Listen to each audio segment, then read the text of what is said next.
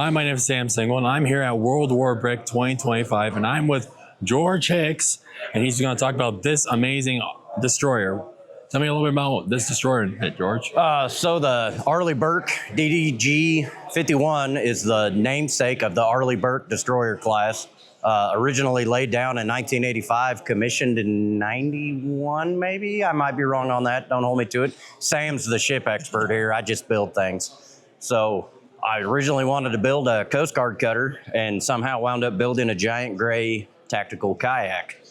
So as you can see, still heavily under construction, but we've got some more work to do on the bow, missing some handrails, chains, and anchors and stuff.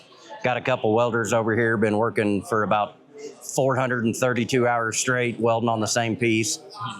We got the MK 45 5-inch gun here. Sailor might have had a little too much on shore leave. So I love that 5-inch 38 gun. That gun is awesome. Tell me a little bit about how you designed that. That was probably one thing I was dreading trying to figure out how to design, because it curves, it angles, it kicks back. It's some weird Star Wars shapes going on there. But I was digging through some parts bins and found those cones, and it hit me. So, I mean, I really enjoy the way it turned out. In fact, we'll talk later about the plank owner and Brickstarter we've got going for this ship to help finish it across the finish line. That's awesome. That's awesome. Tell me a little bit about the weaponry and armory of this amazing Arleigh Burke class destroyer. So we've got a vertical launch system here in the front and one in the rear.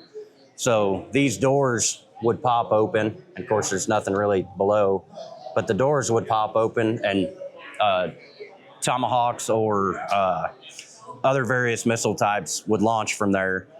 And then in this longer slot here would be like a little crane that pops up to help reload the tubes. Oh, I never knew that. Holy cows.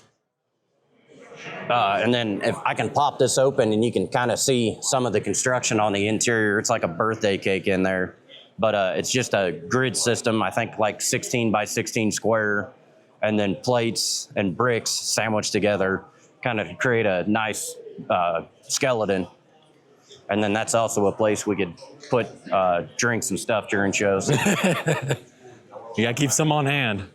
This is the Sea Whiz. Mary designed that several years ago, so that would actually sit up higher on the ship. We just haven't gotten to that far yet. MK 38 machine gun systems, I believe. 25 millimeter Bushmasters, and that's another part of the Brickstarter set.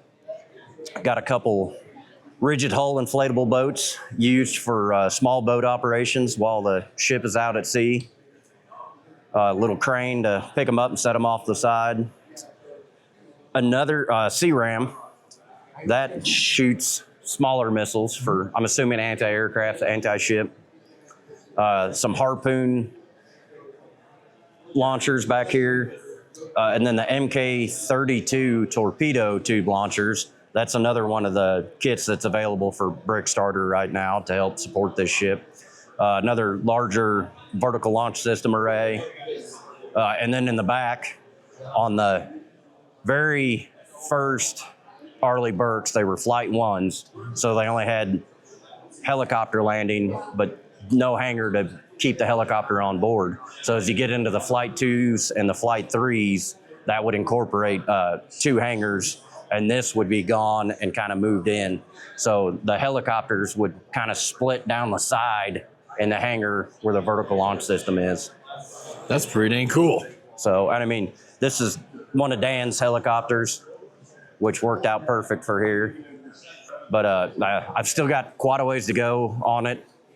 I would love to say I'd have it finished by the end of 25, but time will tell with work, and hopefully the Brickstarter is running now through June 16th. So if you'd like to support us, just go to brickmania.com and look for the Brickstarter. So how long has this been taking you so far? I started November 30th of 24, and I'd say roughly I have about 275 hours into it. Holy cows. So really, I mean, it's come together quick, but it it hasn't been continuous. Like I get a straight week to work on it. It's like 8 hours here, 6 hours here, 30 minutes here. So pretty much if I can find some free time, I'm trying to tweak some stuff. I know we took it to a show in April and it did not travel well coming back. Yeah. So I spent quite a bit of time reinforcing some things. One of these sections, I'm claiming you can stand on it, but I'm a big guy, so I'm not taking that chance. But so yeah, did quite a bit of reinforcement to it, and it traveled up here well. Of course, I used your technique, good old saran wrap. Oh yeah. So saran wrap, a lot of pillows, blankets. So yeah, the superstructure, once we get going on it, I may have to get a bigger van to transport it. Well, that's good. That's good. Well, thanks for letting me interview you, George. I'm excited to see you're done and they're on the road sometime. I appreciate it, Sam. It's good talking with you. Good talking to you too.